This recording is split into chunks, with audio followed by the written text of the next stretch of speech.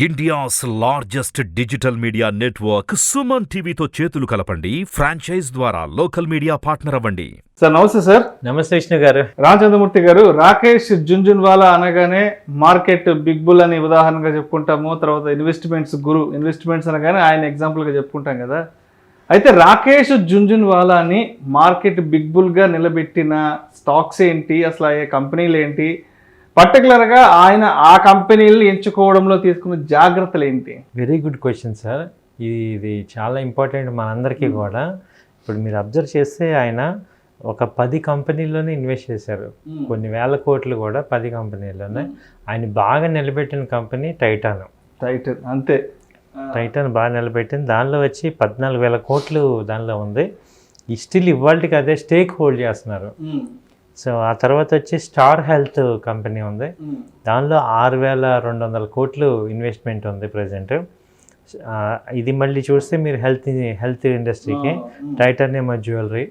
అలాగే ఎన్సిసి ఉంది, నాగార్జున కన్స్ట్రక్షన్, మన హైదరాబాద్ బేస్డ్ కంపెనీ. దానిలో 1000 crores ఉంది. సో అది కూడా కన్స్ట్రక్షన్. ఆ తర్వాత ఫోర్టీస్లో ఆయనది 1000 crores ఫోర్టీస్ హెల్త్ కేర్లో ఉంది. అది ఫార్మా కంపెనీ. అలాగే ఐహెచ్సిఎల్ ఈ కంపెనీలో వచ్చి 1000 crores ఉంది. ఆ తర్వాత బ్యాంకింగ్లో కెనరా బ్యాంక్లో ఇన్వెస్ట్ చేశారు ఆయన, 1000 crores కెనరా బ్యాంక్. తర్వాత క్రిసిల్ రేటింగ్ కంపెనీ ఉంది, రేటింగ్ కంపెనీ. దానిలో 1,500 crores ఇన్వెస్ట్మెంట్ ఉంది. అలాగే టాటా గ్రూప్, దీనిలో టీసీఎస్లో కానీ టాటా గ్రూప్లో వచ్చి 3,300 crores ఇన్వెస్ట్ చేశారు. అలాగే మెట్రో బ్రాండ్స్ ఉంది కదా, దానిలో వచ్చి ఆయనకి దాదాపు 4,000 crores ఇన్వెస్ట్మెంట్ ఉంది.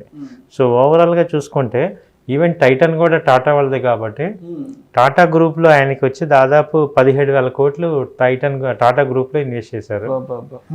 సో దీన్ని బట్టి మనకి ఏం అర్థమవుతుంది అంటే ఈయన యొక్క ఇప్పుడు డబ్బు ఉంది కదా అని ఒక 100 కంపెనీలు ఇన్వెస్ట్ చేయగలరు, 100 IPOలు కొనగలరు, కానీ వాటి ఏ వెయిట్లో పెట్టుకోలేదు ఎక్కువ.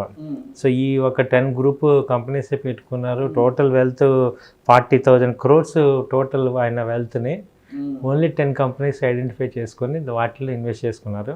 అది కూడా కంప్లీట్ డైవర్సిఫైడ్. ఫండమెంటల్గా స్ట్రాంగ్ ఉండి లీడర్షిప్ కూడా స్ట్రాంగ్ ఉన్న వాళ్ళని ఐడెంటిఫై చేసి వాళ్ళతో అసోసియేషన్ కంటిన్యూ చేసుకున్నారు. సో ఇది మనం నేర్చుకోవాల్సిన విషయం. నాకు చాలామంది ఫోన్ చేస్తారు, 20 కంపెనీలు 30 కంపెనీలు ఉన్నాయంటారు పోర్ట్ఫోలియో. సో వాళ్ళందరికీ ఈ వీడియో ఎగ్జాంపుల్గా మీరు తీసుకోండి, ఐడెంటిఫై చేయండి మంచి కంపెనీస్. ఉన్న 10 కంపెనీలే వెల్త్ క్రియేట్ చేస్తాయి. సో అలాంటి కంపెనీస్లో మన ఇన్వెస్ట్మెంట్స్ ఉంటే మనకి వెల్త్ క్రియేట్ అవుతుంది అనేది మనకి. అండ్ రెండో పాయింట్ ఏంటంటే ఈ కంపెనీ చాలా బాగుంటుంది అన్నప్పుడు దానిలో హోల్డ్ చేయగలగాలి.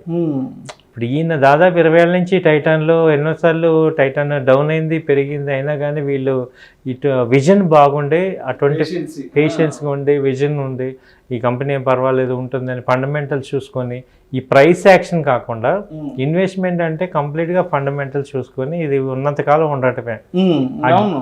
ఆ డివిడెండ్స్ వచ్చినవి ఎంజాయ్ చేద్దాం అనే పాయింట్లో ఉన్న వాళ్ళందరికీ కూడా మంచి వెల్త్ క్రియేట్ అవుతుంది సార్ ఓవరాల్గా. ఇప్పుడు మీరు చెప్తుంటే కూడా అర్థమవుతుంది ఆయన పోర్ట్ఫోలియో డైవర్సిఫికేషన్ ఎలా ఉందంటే, బ్యాంకింగ్కి సంబంధించి కెనరా బ్యాంక్, మళ్ళీ ఇంకా తీసుకెళ్ళి 2-3 బ్యాంకింగ్ కంపెనీస్ లో పెట్టలేదు. టైటాన్ కి సంబంధించి ఏదో 1-2 మాక్సిమం అంతే. తర్వాత ఇంకోటి వచ్చేసి ఇన్ఫ్రాస్ట్రక్చర్, ఎన్సిసి ఇన్ఫ్రాస్ట్రక్చర్. సో ఎక్కడ చూసినా సరే సింగిల్ సెక్టర్ హెల్త్ కేర్ లో మేజర్ గా స్టార్ హెల్త్ కేర్, స్టార్ ఒకటి, ఫోర్టీస్ తీసుకున్నారు. మిగతా అలా వాళ్ళు స్టిక్ అయిపోయారు. ఇప్పుడు ఇందులో 6,000 కోట్లు ఒక 1000 డాక్టర్ రెడ్డిస్, ఒక 1000 ఇలా ఏమీ అవ్వాల, డైవర్సిఫై అవ్వాల. ఒకటే కంపెనీ కరెక్ట్గా తీసుకుని దానిలో ఇన్వెస్ట్ చేసుకున్నారు. సో ఇది మనం సక్సెస్. ఇప్పుడు ఈయన సక్సెస్ అయ్యారు కాబట్టి మనం ఏంటి రీజన్ ఏంటంటే ఇలాంటివి మనం నేర్చుకుంటే బాగుంటుంది. సో అయితే రామచంద్రమూర్తి గారు, ఈ మధ్య అంటే రాకేష్ జుంజున్వాలా గారు దూరం అయ్యాక ఆయనకి సంబంధించిన కొన్ని విషయాలు సోషల్ మీడియా ప్లాట్ఫామ్స్లో వస్తుంటాయి కదా. అంటే ఆయన చెప్పేవాళ్ళు అంటే రెగ్యులర్గా, నేను వెల్త్ మీద కాన్సన్ట్రేషన్ చేసినంతగా హెల్త్ మీద చేయలేకపోని చెప్తుంటారు కదా.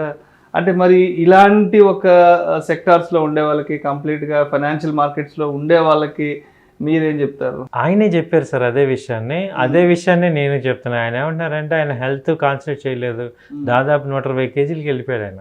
అంతకుముందు ఆయన 60-70 నార్మల్గా ఉండే మనిషి వీల్ చైర్కి వచ్చేసారు, హెవీ టెన్షన్స్ ఇదవటం. ఆ తర్వాత ఏంటంటే ఆయనే చెప్పిన విషయం ఏంటంటే యోగా చేయండి, మెడిటేషన్ చేయండి. సో ఈ పర్సనల్ మనసులోకి తీసుకురాకూడదు, ఫైనాన్షియల్ మ్యాటర్స్ తీసుకురాకూడదు. ఈ ఫైనాన్షియల్ మ్యాటర్స్ అన్నీ కూడా డైలీ అప్ అండ్ డౌన్ అయ్యే మ్యాటర్సే కాబట్టి మనం ముందే ప్రిపేర్ అవ్వాలి ఈ ఫీల్డ్ ఇది. ఆ తర్వాత ఏంటంటే ఈ మనం సంపాదించే అమౌంట్లో ఇది ఇబ్బంది లేని అమౌంటే పెట్టుకోమంటారు. అది మనకి ఏదైనా ప్యాసివ్ ఇన్కమ్ ఉండు, ఎక్స్ట్రా ఇన్కమ్ ఉంటే అంతేగాని మనకి మెయిన్ సోర్స్ గా ఉండే ఇన్కమ్ తీసుకెళ్ళి దానిలో ఎక్స్పెరిమెంట్ చేయొద్దు అనేది ఆయన బాగా చెప్పింది విషయం. ఆ తర్వాత గబకన్నా ఈ యొక్క రెగ్యులర్ గా ఇన్కమ్ ఇచ్చేదాన్ని వదిలేది అన్నాడు. వదిలేసి చాలా మంది ట్రేడింగ్ చేస్తాము, ఇదే లైఫ్ గా తీసుకుంటాము, మనకున్న ప్రైమరీ ఇన్కమ్ వదిలిపెట్టకూడదు. ఇది ఇన్వెస్ట్మెంట్స్ ఇప్పుడు మనం ఎప్పుడైనా చేసుకోవచ్చు. ఇన్వెస్ట్మెంట్స్ వెల్త్ క్రియేట్ అవుతాయి. చాలామంది ఏంటంటే ఇప్పుడు యూత్ కానీ చాలామంది కూడా మేము జాబులు మానేస్తాం, ట్రేడింగ్ చేస్తాం అనే యాటిట్యూడ్కి వస్తున్నారు. వాళ్ళందరికీ ఆయన చెప్పింది అదే, రెగ్యులర్ ఇన్కమ్ మేము వదిలేనక్కర్లేదు, ఈ ఇన్కమ్ కూడా మీరు అడిషనల్గా తీసుకోవచ్చు, దాని టైం అడ్జస్ట్మెంట్ చేసుకోవచ్చు అని. సో ఈ 3 జాగ్రత్తలు మనం తీసుకుంటే మనం కూడా హెల్త్ని ప్లస్ వెల్త్ని రెండింటిని కూడా మనం చేసుకోవచ్చు. సో మచ్ రామచంద్రమూర్తి గారు, థ్యాంక్ యూ.